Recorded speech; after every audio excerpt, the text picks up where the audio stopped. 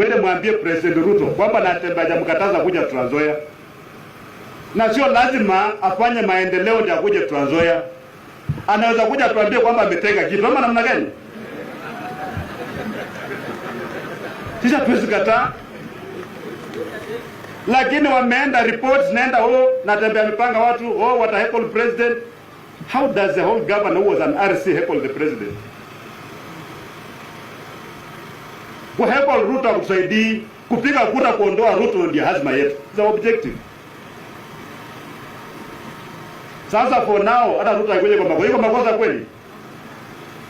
Bila Tormoi huwa anasema wakati ng'ombe imekuja kwa boma yako, ng'ombe ya maziwa imefika kwako jioni, kabla utafute mwenyewe unafanya nini? Unakamua ng'ombe, si ndio? Ruto hakuja tukamue.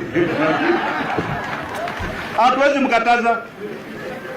Watu ya Bungoma hadi wanasema usiende Trans Nzoia utafanywa nini?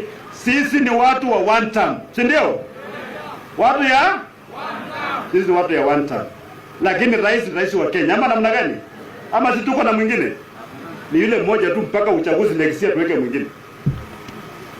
So kuna freedom. Tena president hawezi omba ruhusa kuja Trans Nzoia, naomba ruhusa ya nani? Na mimi akikuja pia sio lazima niende kwa mkutano yake. Ama ni lazima? No, zote nikate siku sababu amekuja, lazima nimkaribishe kaunti yangu, nimwambie president watu yako ndio ongea nao ama namna gani? Ama ataka polisi lazima nitembee na yeye.